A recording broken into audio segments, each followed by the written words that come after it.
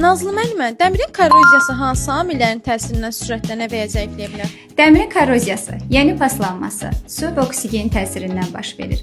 Məhlulda ionlar olduqda isə bu proses daha sürətli gedir. Bunun üçün sadə bir təcrübə aparmaq olar. Sınaq şüşəsini ağzına qədər su doldurub içərisinə dəmir parçası atsaq, korroziya gedəcək, yəni paslanma baş verəcək.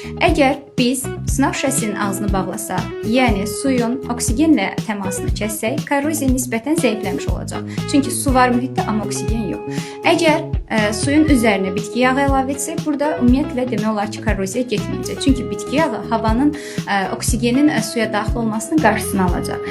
Bəs ən güclü korroziya harda gedir? Əgər biz deməli duzlu suda, yəni xörək duzlu suda məhluldan istifadə etsək, prosesi gücləndirə bilərik. Çünki burada ionlar var və ionların təsirindən proses sürətli gedəcək. Yox, əgər daha sürətli korroziya əldə etmək istəyiriksə, bu zaman duru turşu məhlulundan istifadə etmək olar. Çünki turşu metallara təsir edir və paslanma daha sürətli gedir.